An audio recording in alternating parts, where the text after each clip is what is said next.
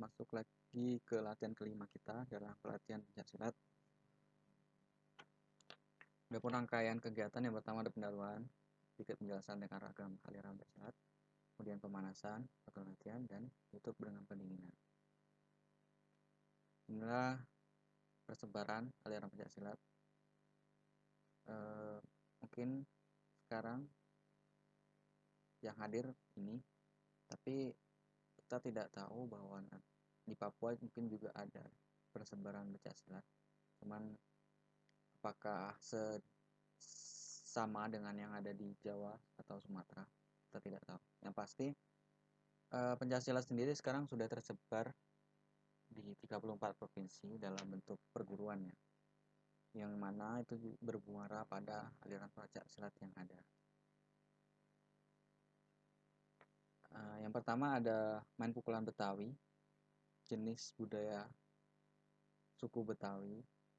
Kalau kita teman-teman sering dengar itu di acara perkawinan adatnya ada nama tradisi palang pintu. Biasanya pesilat akan diuji dengan ketangguhan oleh pesilat kampung pengantin wanitanya. Kemudian ada silat Minang. Nah, kalau silat Minang ini teman-teman akan menemuinya dalam beberapa film layar lebar yang dimana dibintangi oleh Twice. Salah satu film yang terkenal itu Merantau ya. Sesuai judulnya bahwa silat Minang ini digunakan untuk para pemuda yang merantau demi keselamatan dan keamanan mereka. Ciri-cirinya yaitu gerakan yang menyerupai gerakan harimau dan memiliki banyak teknik kuncian. Selanjutnya ada bela diri dari Sulawesi Selatan yang disebut manca. Nah, ini terkait dengan budaya Bugis dan Makassar, bahwa seorang pemuda diangkat lengkap jika menguasai ilmu bela diri karena melambangkan kejantanan dan keberanian. Seorang pemanca harus bersifat jujur, berani, menjunjung tinggi keadilan dan kebenaran, serta berjiwa satria. Itulah nilai-nilai luhur yang ada dalam pencaksilat, sehingga mungkin teman-teman dapat menggunakan apa yang teman-teman punya untuk kebaikan, bukan kejahatan. Ini selanjutnya ada main pos Sunda. Salah satu tradisi yang terkemuka di Nusantara. Gerakannya mempesona dan banyak kuncian dan gerakan yang mengecoh. Jadi dasarnya ini mengandalkan kepekaan rasa dalam memperhatikan, mengantisipasi, dan membalas gerakan lawan. Aliran yang terkenal itu adalah Cimande dan Cikalong. Tuh, orang-orang Sunda harus punya nilai budaya seperti ini, dan mereka punya juga pencaksilat yang menggunakan budaya tersebut. Selanjutnya ada Encak Bali. Nama awalnya itu adalah Tengklung, yang mana berasal dari kerajaan Majapahit dulu. Ini digunakan untuk pejuang Bali dalam menghadapi penjajahan dulu. Kemudian selanjutnya ada dalam budaya Jawa itu sudah berkembang juga pencaksilat atau yang dikenal dengan olah kanuragawan. Biasanya dulu digunakan pada para prajurit kerajaan dan bersenjata keris ataupun tombak dan tangan kosong pun bisa.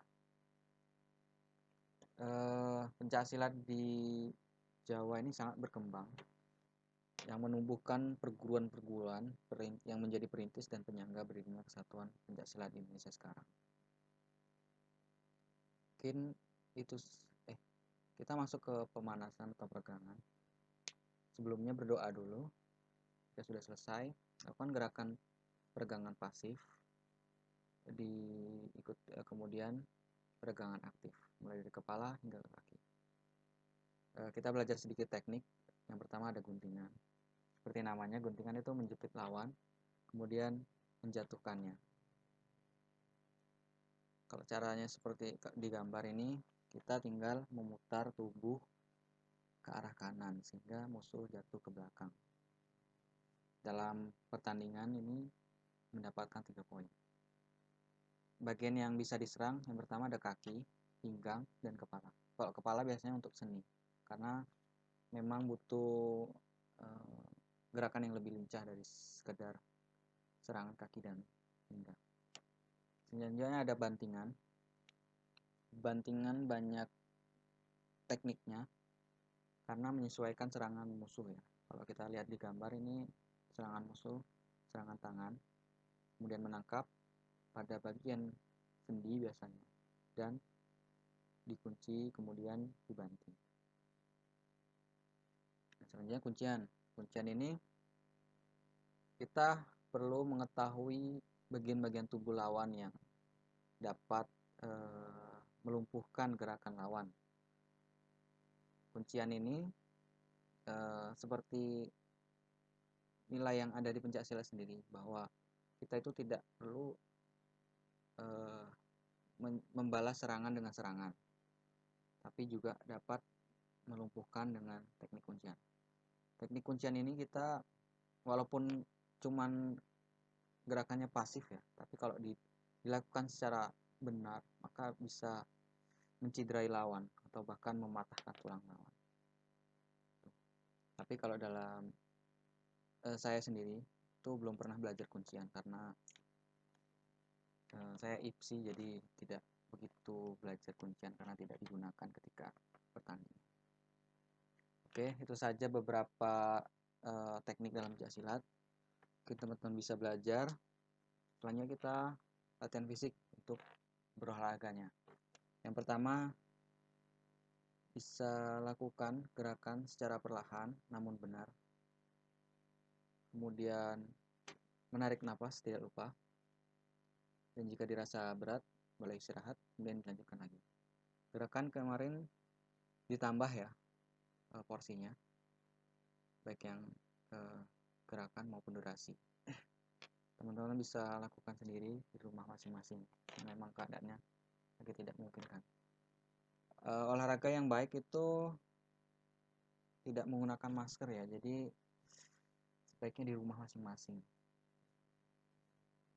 Karena dapat menimbulkan bakteri kalau teman-teman pakai masker.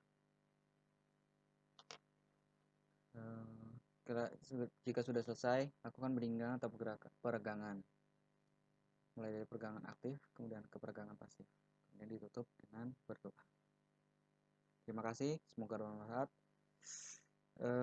Tetap berolahraga, jaga kesehatan, makan makanan yang bergizi seimbang. Salam sehat.